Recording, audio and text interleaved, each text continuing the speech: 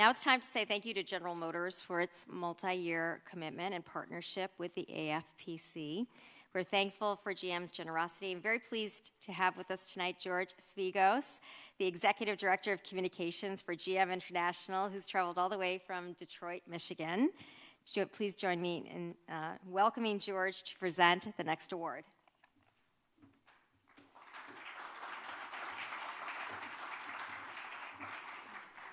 Thanks, Cecil.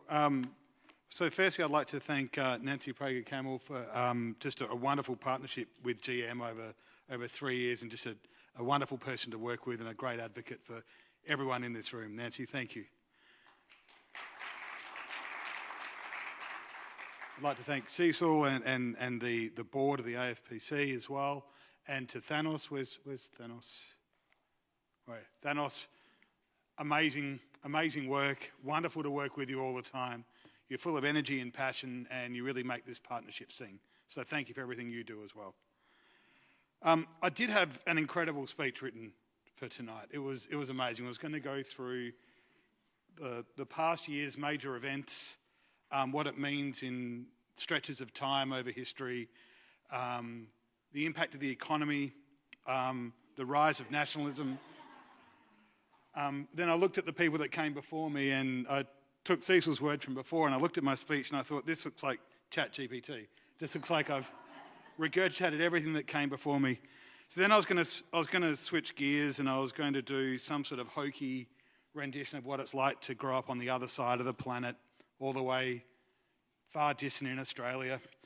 And then they wheel out a former UN ambassador from New Zealand. So I tear that speech up entirely. So I have to think on my feet. And what I'm going to do now is I'm presenting 3 awards, or three people awards tonight. And I hope they know that they're getting them from me, because I'm going to give them a warning that I'm actually going to ask you to speak rather than me speak. I'm going to say a little bit about you, but I'm going to ask you 1 or 2 questions as well, because you're journalists, so you should speak, right? That's what you do. So that you can remember what General Motors did tonight, we're going to switch it up a little bit and ask the award recipients to speak, and then hopefully that impacts you next time you go buy a car. You'll remember what General Motors did tonight. So let's get started with the 2023 Scholarship Award winners. The first award I have the honour to present is to someone from Argentina, which is one of the markets I get to cover in my work, which I'm very happy with, and where GM has a strong Chevrolet franchise.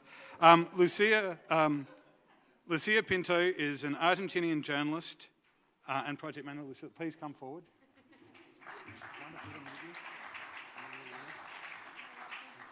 Take a photo. Do we take a photo? Photo. Okay, quick. Okay.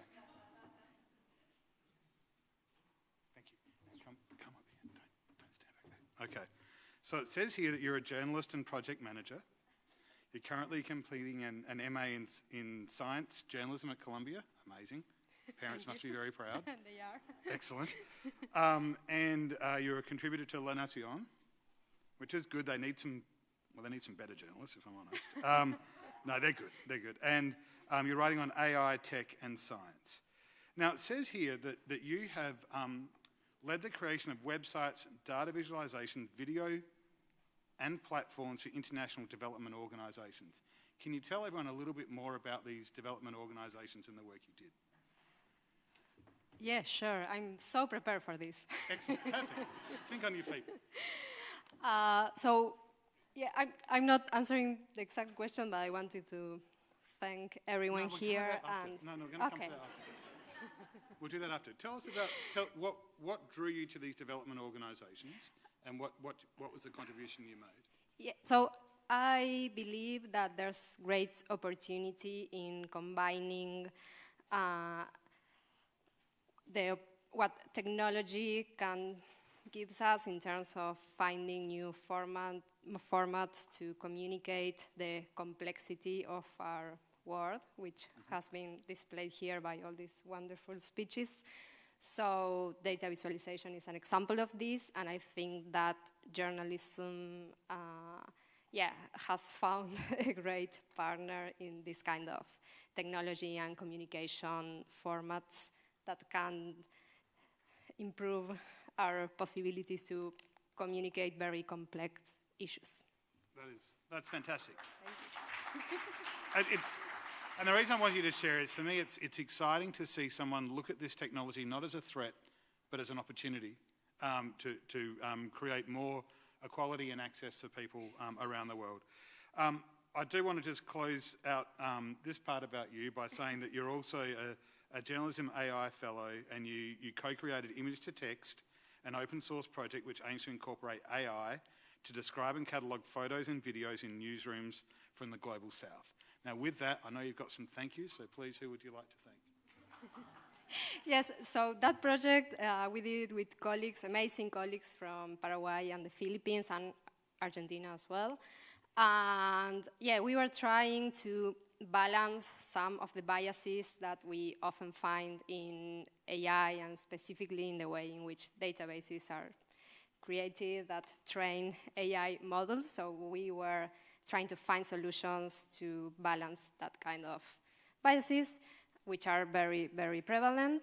And so, yeah, I mean, this kind of relates to what I wanted to say, that is that arriving to this big and amazing city and these big and amazing universities in which we are all pursuing our master's degree can be very intimidating. And so having the recognition and an organization like this kind of, recognizing our value and giving us a push is very encouraging and feels great. So I'm very thankful for that.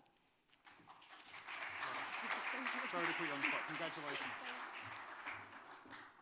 Our next 2023 Scholarship Award winner is Alexa Robles Gil Luna from Mexico. Alexis, please come forward.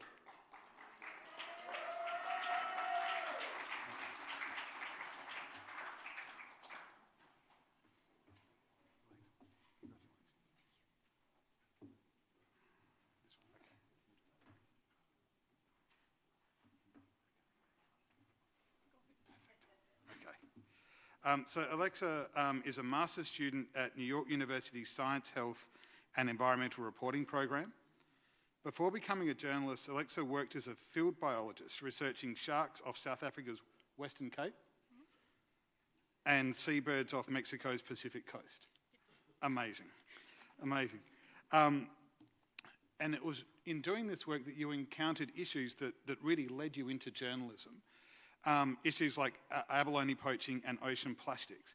Now, I'm wondering if you can share with everyone in this room, what was the inspirational moment that made you change from being a field biologist to wanting to tell those stories to the rest of the world? Please go ahead. Okay. Actually, a few months ago, I was a field biologist on a remote island, very different from this usual attire. I was not showering.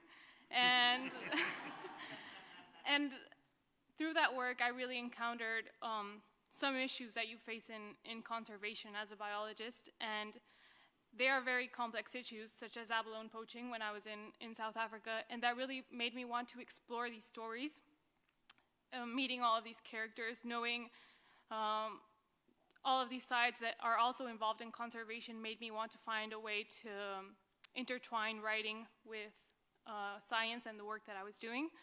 And I actually made the decision to pursue my master's and come to New York when I was on the island a few months ago, and it was really like a pivotal moment to kind of expand what I was doing while I was on the island and pursue that. That's so exciting. Congratulations. That's wonderful. So right now, Alexa aims to uncover issues at the forefront of wildlife conservation with a focus on Latin America. She's contributing to a Chilean magazine, Endemico?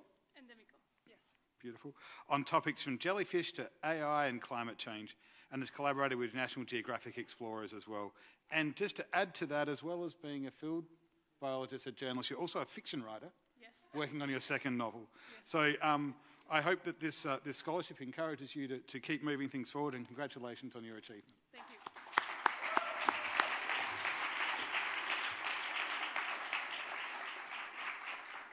And finally, from me, I'd like to present the 2023 Professional Excellence Award to Benjamin Piga Tetteh from Ghana. Benjamin, please come forward.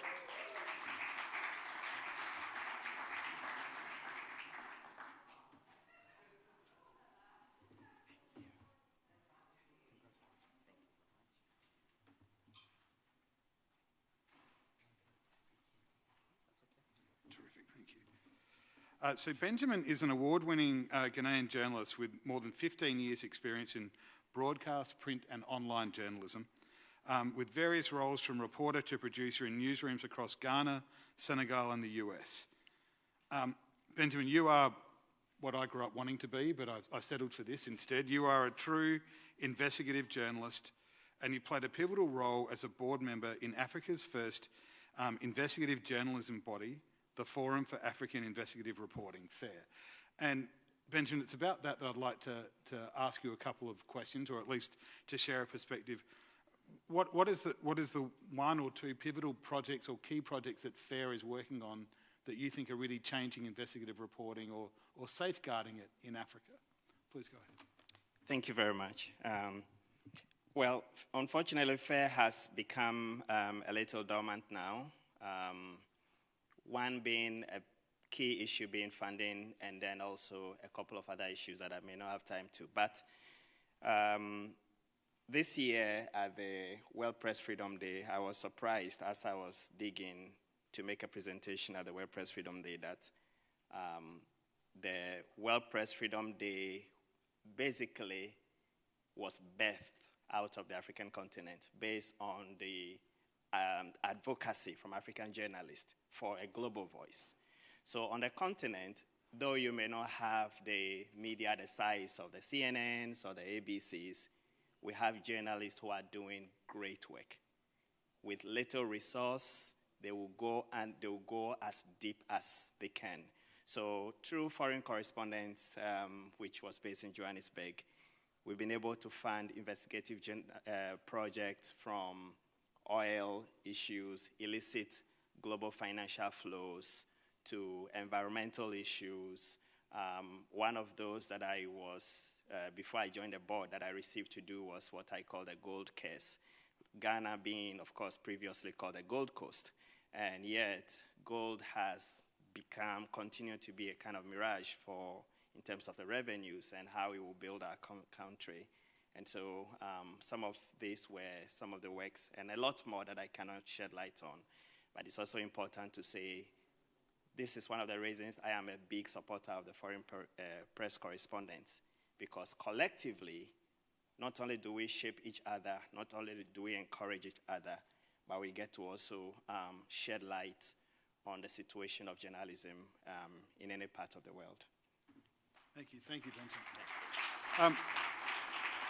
Just to round out, Benjamin's produced award-winning documentaries on mining pollution, climate change, children's rights, and sustainable development goals.